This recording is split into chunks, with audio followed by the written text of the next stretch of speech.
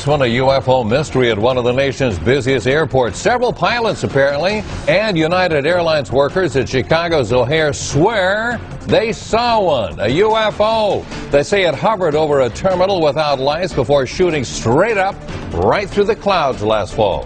The FAA still is investigating, but federal officials believe it was just some strange weather phenomenon. Flights come to Chicago's O'Hare Airport from all over the world. But do they come from other worlds? You don't believe this was possibly your imagination? It was definitely not my imagination. Joe is a mechanic for United Airlines. While taxiing a jumbo jet to the hangar, he and another mechanic Looked out the window in the general direction and noticed an object up in the sky, dark gray object sitting above the terminal complex. Joe, which is not his real name, is one of several airport workers, some of whom have talked to the Chicago Tribune, who say they saw a saucer-shaped UFO hovering just beneath the clouds at the airport. He's the first to go on camera to talk about it since this happened several weeks ago. He wants to remain anonymous. But you're sure it was some kind of object that normally would not be above O'Hare Airport? I've been at O'Hare for quite some time, and let's just say that I've never seen an object in my time there that looked like this. And I'll tell you, definitely, it was not an airplane as we know it. But it could be an airplane as another world knows it. Possibly. We brought in one of Chicago's top sketch artists. Followed the contours of the object. To listen to Joe and draw a picture of what he says he saw. More like an oval. Dark gray oval. Because no photos have surfaced, and Joe doesn't know of any. Now, it didn't say Goodyear on it, did it? No Goodyear, no. That's a really good drawing. Is that what it looks like? Very much so, yeah. Other witnesses told an organization called the National UFO Reporting Center that the object eventually shot straight up in the sky at a great rate of speed. It looked like literally someone had poked a hole in the clouds. Just a round hole. Joe thinks the disc is either a stealthy military project or a spacecraft from another planet. But I find it very strange or very peculiar that somebody who possesses the technology to travel between star systems would sit over an airport in Chicago. Hard to argue that. A spokesperson for United Airlines says, "We are aware of what the employees said they saw, but this is not something United would investigate. Talk to the FAA," says the airline. The TSA and the Chicago Department of Aviation also told us to talk to the FAA. So we did. And an FAA spokesperson told us we too don't have the power to investigate. The FAA adds that radar did not pick up anything out of the ordinary, and the sighting might have been caused by a weather phenomenon.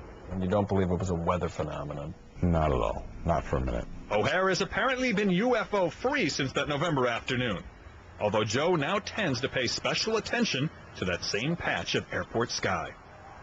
Gary Tuckman, CNN, Chicago. Oh, hey, here's John. Hey, John. Hey, Jim, how are you? Well, fine, thanks. How are you? Busy with this UFO Oh, stuff. my God. Did you see it hit the Fox crawl Monday night? Did it? It's just Yes. been everywhere. I mean, I've been on CNN. I did my fourth appearance today. Really? Every MSNBC, every network. Oh, my goodness. And just worldwide. I mean, Yeah. Australia, everywhere. That's what we're going to start off, I'm going to say.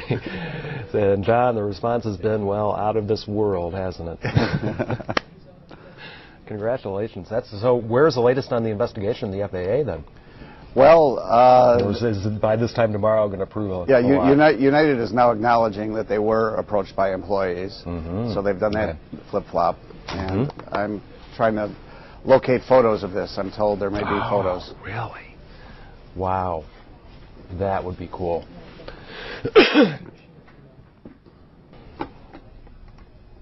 I'm told that the story on CT Right. has almost 1 million hits. Yeah, it's the most read story in the history of CT.com. You're kidding me. No, I got an email yesterday from Bill Adee. Wow. I mean, it's like, yeah, in the entire history of the website. Oh, incredible. So, Incredible. So does the possibility exist you might get the pictures and get them in for tomorrow? Or? oh no, I don't think. No. I mean, I'm told the pilots on that plane that was being pushed back. You know, I said in the story that they opened the windscreen and stuck their head out. Now I'm being told that one of them had a digital camera and snapped some pictures. Wow. So United is not playing ball with me, and FAA, I've expanded my FOIA to include the flight plan, which might include the pilots' names. and I'm trying to work with the union as well. Are they still going by weather phenomenon? FAA, pretty much because of the federal holiday, I haven't talked to them that much. But yeah, they haven't changed their story, and I've just heard from other people, since then that that explanation just doesn't wash. And they haven't gone out of their way to say anything otherwise so far? No, I mean they say it was November 7th. They're moving on. They're just doing their daily thing. Well, I tell you what, all the people who saw it must be feeling a little validated right about now, huh? Oh yeah, and I'm getting tons of emails from other people who outside the airport as well as at O'Hare Really? who also either cited that same object or saw the hole in the sky and said, "What is that?" Wow. Okay, so what did it look like again to the folks who saw it?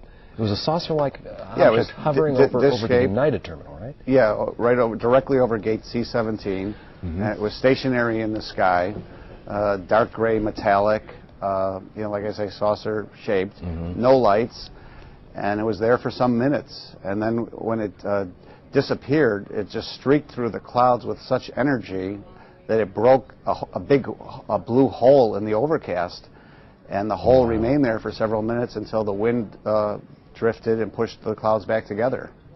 So the blue was the sky.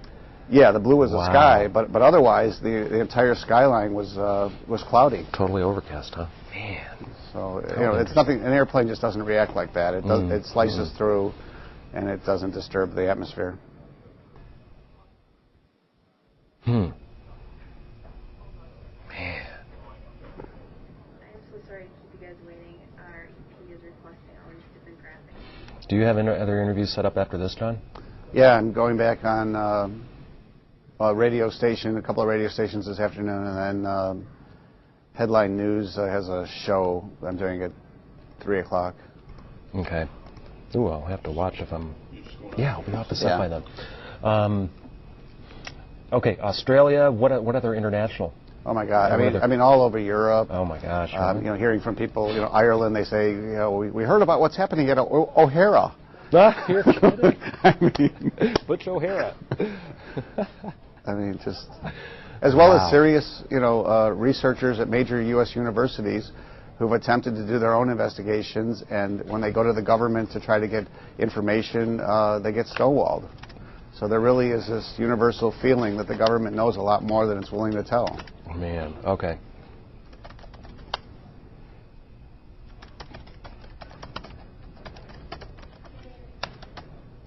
Okay. I'm just going to say, Okay, here we go. But I think it's so cool that I was the first one to get to talk to you about it. That's right, last Friday. Yay. Okay. The UFO O'Hare story the Chicago Tribune exclusively broke on New Year's Day is garnering attention around the world. Joining us now to talk about it once again is Tribune transportation writer John Hilkovich, who broke the story. And John, the response has been, well, out of this world, hasn't it? Yes, it has been astronomical, Jim.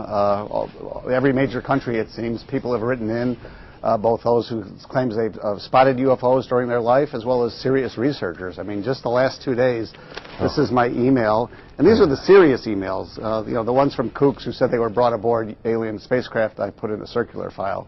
So it's just a story that has legs, and people are fascinated by the thought, and I think there's some belief that there are advanced life forms that are visiting us here on a regular basis. You've been contacted now in the last few days by several countries, but that also includes serious university researchers here in the U.S. I got to tell you, too, I got a call from my dad in California Monday night, and he's like, what is up with the O'Hare UFO story? I'm like, where did you see that? Where did you read that? Well, it was on Fox Network's Crawl at the bottom. It's just amazing how much this is garnering. Yeah, it really is, and worldwide attention, as you say. And from people who have made observations themselves, including on November 7th, the date of this incident, additional people both at O'Hare and outside the airport who have either seen this gray disc-shaped metallic object themselves, or they saw that huge hole in the sky that the object created when it vanished. Let's go over that one more time. What did people see when it all of a sudden vanished right through the clouds over the United Terminal. And then how's the FAA been reacting the past few days, too? Any new ground on that? Okay. Well, the object was hovering in a stationary position about 1,500 feet above the United Terminal for some minutes. And then when it left, it just burst through this thick cloud layer, creating a large open space of blue sky on an otherwise overcast day. It took some minutes for that opening to close up when the clouds drifted back together.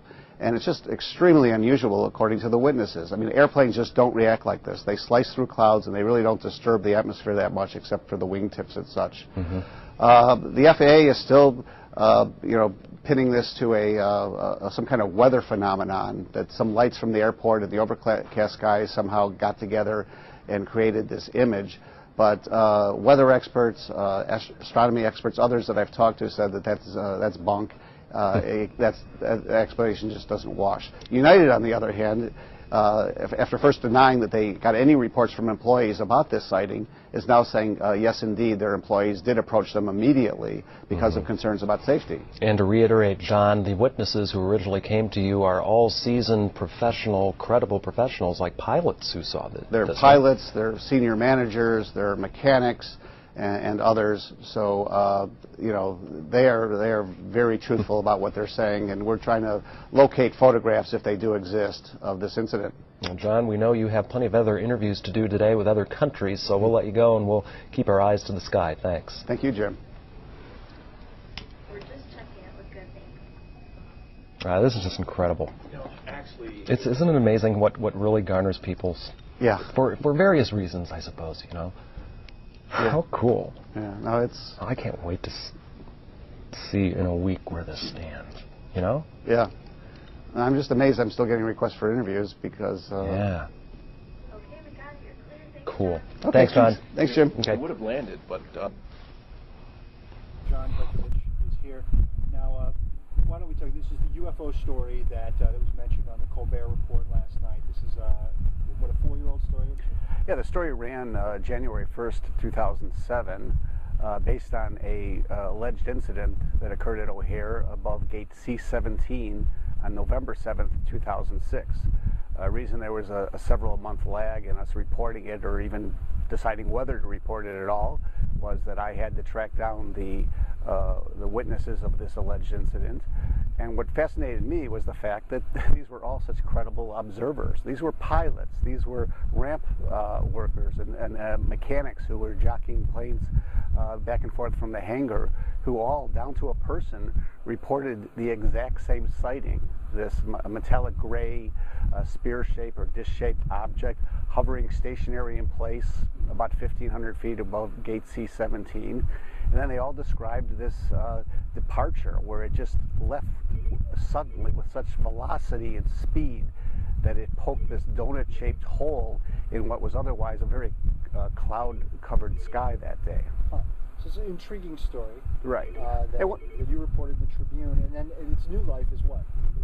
Well, its new life is there's a new book by an author named Leslie Kean, and Miss Kean was on the Colbert Report last night. And she brought up the O'Hare sighting, in which Stephen Colbert said he had never heard of it, so he asked, how do I find that on Google? And that unleashed the floodgates. So this morning, did you watch the Colbert Report last night? I did not. So how did you find out about this? Well, two ways. One, I got an early morning call from a producer at WGN Radio asking me to come on. And I had just had my first cup of coffee. So I okay, so what's the news here? This is almost a 4-year-old story. And then shortly after that, I received, as I do almost every day, emails from UFO enthusiasts and researchers who were talking about this the Colbert Report the previous night. So I quickly got up to speed. Let me repeat that. I quickly got up to speed on what was happening. So let me ask you, in this event, what is the most credible aspect of this event? I think maybe we're getting into this. Most credible aspect of this report of UFO sighting is? Well, the most credible part is that pilots, numerous pilots, including the 2 pilots at C-17, opened their windows and peered out the cockpit, and both saw in great detail, what they perceived to be a UFO.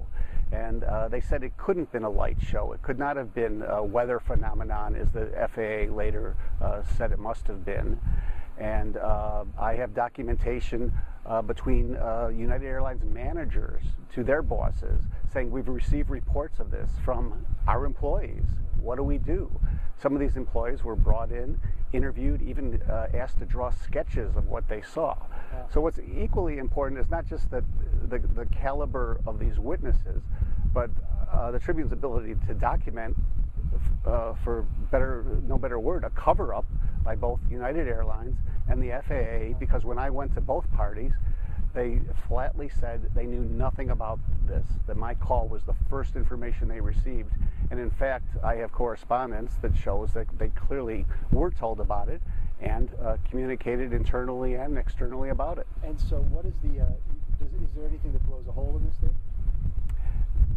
Well, what blows a hole in this theory is that no air traffic controller saw it, that nobody with a camera phone at O'Hare happened to snap a picture of this, and this spaceship, if it was so, is long gone. So an alien abduction case, but in the figurative sense, it has abducted your day. It has abducted my day. I have put aside 2 or 3 other stories, and I'm working on this today.